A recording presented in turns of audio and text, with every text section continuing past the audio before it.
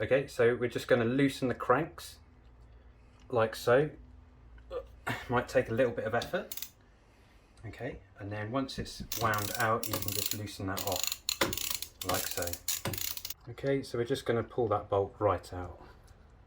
Okay, so this is the crank puller. As you can see, this bit is protruding out, and that's what's going to do the pulling motion. So we need to unwind that all the way. And then this bit has the threads. Those are the threads that which are going to go into here. You need to make sure that these line up very true. Line up, and you screw that into there like so, and then you should get to that point. And then what you're going to do, we're going to push this in. I'm going to do this by hand for a second, and then I'm going to get my tool on it.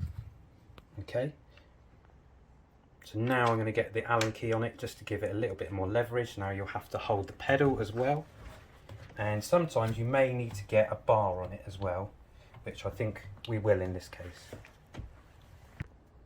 Okay, so I've just swapped this round to get a bit more leverage. So we're just going to give it a bit of a tug.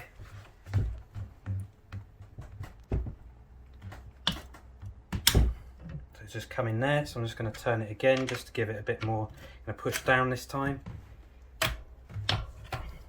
So you hold the pedal with the other side.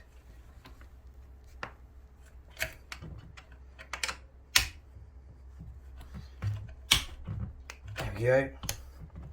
So I'm just going to keep doing that because that's my strongest side.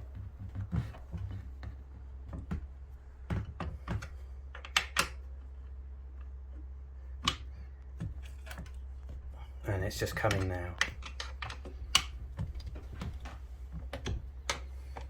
There we go. And as you can see, the crank has just pulled out there. And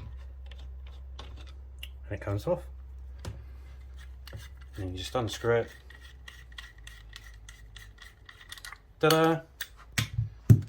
Okay, so this is the other side. We're just going to put that in. So again, the threads on this side can be a little bit tricky, so just make sure it winds in all the way. So that's in all the way. Get that in a little bit.